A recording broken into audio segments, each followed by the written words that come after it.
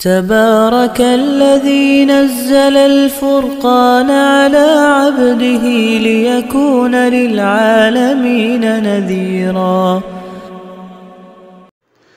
اسلامی تاریخ۔ حضور صلی اللہ علیہ وسلم کا حضرت خدیجہ سے نکاح۔ رسول اللہ صلی اللہ علیہ وسلم کا پہلا نکاح مکہ کی ایک شریف خاتون خدیجہ بنت خویلد سے ہوا۔ حضرت خدیجہ رضی اللہ عنہا ایک دولت مند بیوہ عورت تھیں۔ اس سے پہلے ان کی 2 شادیاں ہو چکی تھیں۔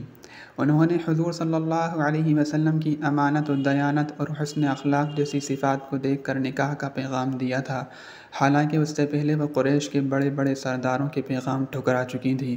حضور صلی اللہ علیہ وسلم نے اس پیغام کا تذکرہ اپنے چچا ابو طالب سے کیا، جس کو انہوں نے بخوشی قبول کر لیا۔ اور ابو طالب بنی ہاشم اور مضر کے سرداروں کو لے کر حضرت خدیجہ کے مکان پر گئے۔ ابو طالب نے نکاح کا خطبہ پڑھا۔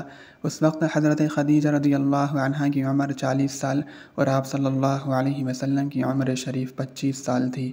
حضرت خدیجہ آخری وقت تک حضور صلی اللہ علیہ وسلم کی جانثار اور غمخوار بیوی رہیں۔